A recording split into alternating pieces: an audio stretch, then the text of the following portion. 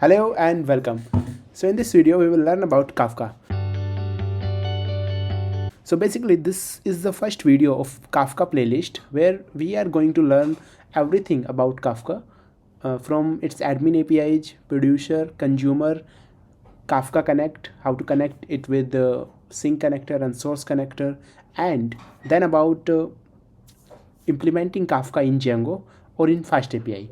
So you can grab the code from the link of the GitHub. So, and this is the part 1 of the series. So in this video, let's start with discussing why we need Kafka in the first place and what is event streaming and what is stream processing. So this is the homepage of Kafka.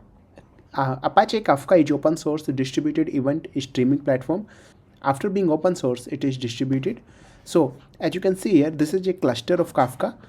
Whenever the term distributed comes into picture, that means we have multiple machines or multiple instance or server of that particular technology. So here multiple instance or multiple servers there. So in the case of Kafka, let's say we have brokers. So basically broker means the instance of Kafka. So broker 1, broker 2, broker 3, these are 3 machines on which the Kafka is running. So this becomes a distributed environment. Every broker have certain topics on which data is being written. So from producer is the one who will and create the data into the Kafka, and the consumer is the one who will consume the data from the Kafka. So producer produces the data, consumer consumes the data from the Kafka. Okay, so this is a cluster. So as you can see, there are 3 brokers that creates an distributed environment. We'll learn about Kafka producer and Kafka consumer in detail. So this is event streaming platform. So event goes from producer to and consumed by the consumer. Now what is event and what is streaming, that we have to look in this part 1. So basically Apache Kafka is about distributed event streaming platform. Then events are saved and processed in the Kafka, and consumer consume the event as per the requirement.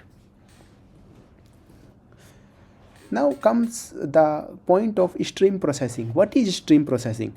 So whenever the data is coming continuously, a whole lot of data is coming continuously, and we don't know how much data can be there. So that is a continual evolving source of data, that is known as a stream. It should be endless as well, right? So stream processing applications perform calculation on data stream, and this is immutable. I mean, let's say if some data is coming and you put data in your pipeline, then this data can't be changed. You can append more data, but the data becomes immutable. It can't be updated once it is gone here. And one packet of data is generally less than 1 MB in size. So stream processing is active performing a lot of calculations on endless data and on endless evolving source of data. This is stream processing. So let's think about stream processing like this, that there is unbound data. We don't know from where it begins and ends, but it is a large amount of data, and immediately we have to process the data as well. And every record of the coming data is known as event. So stream means something is coming continuously, and in the case of stream processing, in the computing terms, is our data, right? Let's think about this. At Uber, there we calculate the price based on multiple factors. Let's say you want to book a ticket from some particular point to another point, but one of the point where you want to go is a stadium, right, where a soccer match is going on. So obviously the ticket price of that particular ride will be high. So this is one event coming into the price calculation logic by the help of some producer. Then there can be rain, there can be heavy storm or some cyclone going on, or there is sunny day. On that basis also the price calculation is affected. Well, let's say when you are searching the price of the ride, how many people are looking for the same ride, how many page views are there, on that basis also the pricing is decided.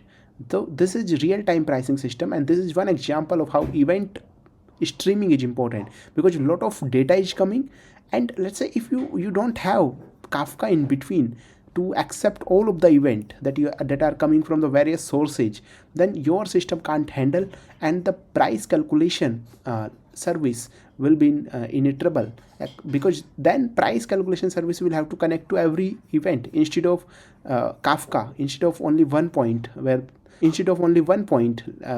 will become Kafka here. So Kafka comes into the picture, it accepts all the data and it gives to the relevant service. Otherwise we will have one to many connection of a very service. Let's say we have a order service that also relies on this, or let's say any other thing as well. So every service will have one to many connection with every other service. So this will be a problem. But now what happens is Kafka sits in between, and every service only connects with Kafka, and events only connect with Kafka. So this is the idea of stream processing, right? Next thing is the examples of stream processing is in log analysis, web analytics, financial, and as we see the real-time pricing system. In the case of microservice event driven architecture, there are multiple service. Let's say there is one service, search service, there is payment service, there is order service, there is notification service, and all of these service will be communicating with each other. Say in a system we have multiple microservices like notification service, payment service, search service, video service, and all of these services are communicating with each other on the basis of event. If some error occurs, then debugging becomes difficult.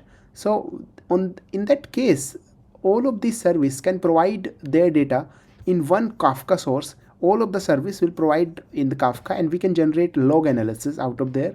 So debugging becomes easy.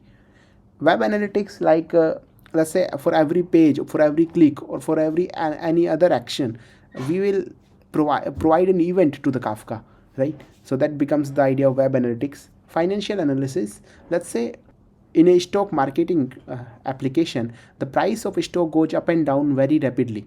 So in that case you have to process a lot of data, and in these type of circumstances batch processing will not occur. Batch processing is not an answer, and we will see why. So in that situation, stream processing with the help of a tool like Kafka becomes reliable. One thing to note here is that the data which is coming here is the batch of data only. The batch of data are immutable. They are appended in a log file with the append only type of data set. Okay. Now what's the difference between Kafka? We are again and again saying that we will feed the event into our Kafka. So what's the difference between the Kafka event and the queue? So this is our traditional queue. We send some command that say I want to send an email to Bob, and this queue accepts. Let's say because we are sending multiple requests, multiple emails are there, and one of this is this command, and the queue will accept, and whenever the time will come, it will trigger the email service and the mail will be sent. So this is the message queue. Traditional message queue are used to communicate command to perform an action. So it is talking about the command, but this is not the case with the Kafka. So Kafka basically provides an event only. And what is an event? Event is a small self-contained immutable object. It can't be changed. They describe that something happened at some point in time. Let's say a button click, a registration, order booking, a ride happened, a particular truck crossed a particular toll. So this is an event like this. So this is how an event is defined. Event is click and the action is search. In a queue we define command. So command basically knows about the email service, right? We are saying send email. So here the message itself have the command. It is not loosely coupled with the service. But in the case of an event, we only defines what need to be done. But in the case of event, we are only saying that this is an event of click. We are not saying what to do. So this becomes independent of the system what we are doing. I mean, you can put anything in the Kafka, but this is about event, right? So Kafka is event streaming platform. So it can not only publish and subscribe, but it can also store the events as well as it can also process the event. And what's an event? So event is simply a record of a state change in the system. An event is again immutable, self-contained, and that describe that something has happened at some point of time. Now let's come to basic term like latency versus throughput versus bandwidth. So latency is about the speed at what data is flowing through the network, let's say from the client to the server or from the server to the client. Throughput measures the data transmitted and received during a specific period of time. Throughput is the number of data packet being successfully sent per second, and the latency is actually time those packets are taking to get there. So throughput refers to amount of data able to be transmitted and received during a specific time period. And the bandwidth is about the capacity. Bandwidth refers to amount of data that can be transmitted and that can be transmitted from one point to another, but the throughput refers to the amount of data that is able to be transmitted, right? So the latency determines the maximum throughput of a conversation. Throughput is how much data can be transmitted within a conversation. So this is the idea.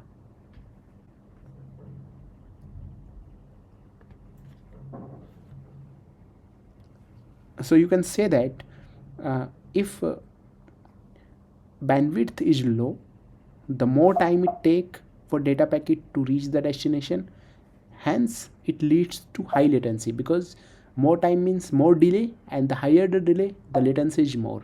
So now we know what's an event, what's about what the difference between a message queue and stream processing. Now you have the idea of how we use stream processing in general sense. Now let's think about how Kafka helps in all of these things, and we'll come back to the slides again. So let's jump over to the VS Code. Here we have this Docker file. Here we have this Docker file that basically contains one zookeeper. So I mean, we will come into the terminology of the zookeeper and what's the broker in detail, but right now the focus is about learning and visualizing the things, and then we will discuss in detail what's the zookeeper and what's a brokerage. So you can ignore the environment variables and all of those settings for a while. Okay. So if I say docker ps, so as you can see here, we have the Kafka and zookeeper. So now our Kafka is running at port 39092 and 29092, as you can see here. So one is Kafka 2 and another is Kafka 1 and the one zookeeper. So currently we have one zookeeper and two Kafka. We will get into the terminology of what zookeeper is, what Kafka is in upcoming videos, but right now the focus is not to explain this Docker file. We will create this in detail, but to let you visualize like how the data flow in the system. So this is the idea of looking code here. So let's go into the producer and consumer things. So just broader overview, producer is how you put the data into the Kafka, that is producer, and when you consume the data from the Kafka, that is consumer. So if I go to this file, I have a producer here.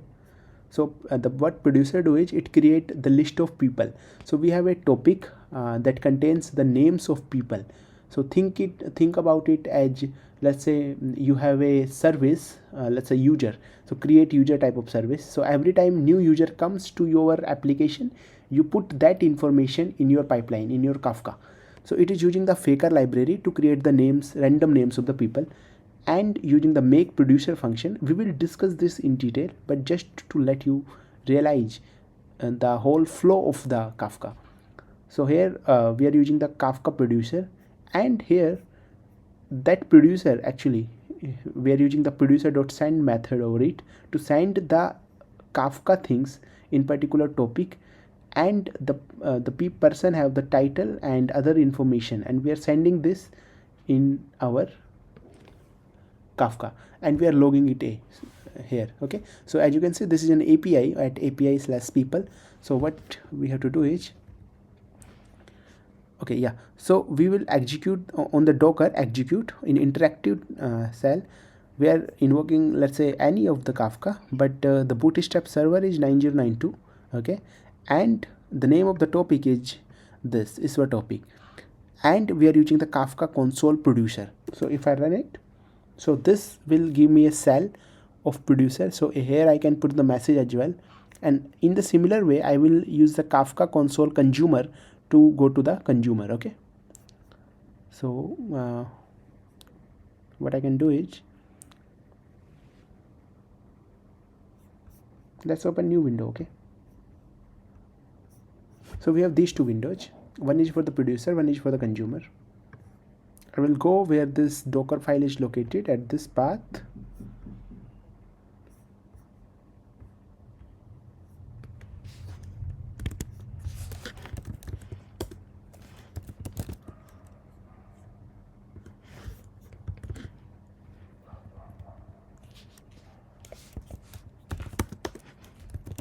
Okay, now let's start the producer and consumer here.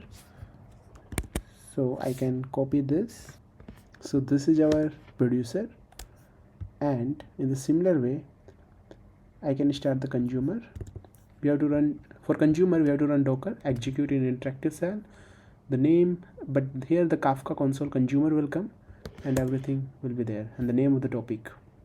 So if I enter, this is my event. So this is a simple string as my event, and here you can see this is my event came.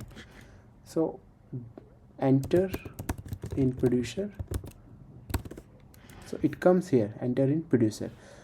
Now this is simple. I'm using my command prompt to enter the event, but if in this case we have an API here, we have an API doing the same thing. So it creates a list of people and put it into the producer on the topic that I'm providing in the environment variable, and here the topic name, as you can see, will be ISO topic. Yeah, here topic people name is ISO topic, right? So let's go back to the consumer, to the producer, and how we can do this. Let's think about it as well. Yeah, so let's say we invoke this API to send events in our cluster, to send event in our Kafka. So this is our API running at 8000 port, and I say I want to enter, let's say 10 random people. Okay, so and the my event is like this: ID, name and title. So let's call it, so it will send the 10 items in the Kafka. So if we go to the terminal, as you can see, even though the producer produced the event from the help of Kafka API, the consumer showed all of these things, right? Joseph, Patrick, Wait, and all of these things, right? So this is simple. So this is the consumer by the help of Kafka console consumer, but you will not invoke the Kafka console consumer every time. So that's why we have the Kafka consumer. Actually, this is simple Python file where we have the main function, and we are saying this is my consumer, and in a loop for record in consumer we are just printing the value record.value, record.key, and we are running this file here. As you can see, this is my event, enter in producer. These events were also coming as we were generating the events here. So this is my consumer Python file running. So test, so it will come here and here as well. Okay, so this is idea of consumer and producer, and how Kafka sits in between these. So as you can see, this is my one client producer by the help of text I'm doing, and here with the help of API, if I produced, so data will come here as well, right?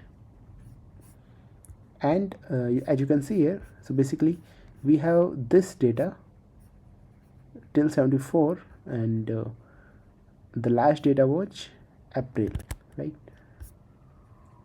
The April advert, and that came here as well.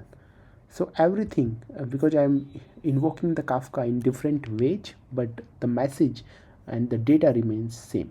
So now let's get back to the slides. Now you understand the people name were coming from the producer. The producer could have been REST API or some text that I'm entering by the help of console, and when I'm consuming, either by the Python file, simple Python file that I showed you, or by the help of console producer, the data came. So this, and the data was immutable. Once put, it was there itself. Now this is kind of a publisher subscriber model. So here we have the input coming via the producer, and the subscriber subscribe to the topic and consume them. Similarly, we can do processing and then post processing, and then the subscriber again consume the data, and we have the topic in between. Topic is nothing but the way to store the data in Kafka. Just like we have table in our MySQL or Postgres database, we have topics in Kafka. So let's also discuss about batch processing versus stream processing. So in batch processing, we have a lot of historical data and then we process at once. But in the case of stream processing, if one packet of data is coming, but in the case of stream processing, one packet of data is coming, and then we exchange the state and then we again process. So it is kind of a live processing instead of using the historical all at once. So batch processing can be more time taking than stream processing, but we actually can have stream processing as a part of batch processing, or batch processing as a part of stream processing. So batch processing is about, let's say you want to run a scheduled job on some historical data, but the stream processing is you want to quickly do the calculation, and they typically on the immutable data. Now what are the component of stream processing application? So there are two components of stream processing application. One is streaming data store and stream processing application. One is streaming data store, how you store the data, and then processing, the stream processing application. So streaming data store is like Apache Kafka or Cassandra. So Kafka is like a message queue, and they are order as well. So order is very important here because the data is immutable. So you have to maintain the order at which the data is coming. And the stream processing application is like once the data is stored, how you process the data. You perform some join, filter, aggregation type of aggregation type of formula, and this data store ingest the data, and this data store is used on which the data calculation logic occurs. So Apache Spark or SAMJ, etc. So now this is the idea of Kafka. So Kafka is the order is guaranteed. Let's say if event 1 is sent to first, so event 1 will be there. As you can see here, before April the Jennifer was there, and similarly here. So the order at which these are coming is same, right? They are the order is not changing.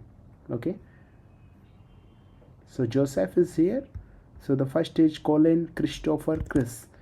So Colin, Christopher, Chris. The order of all of these events is same.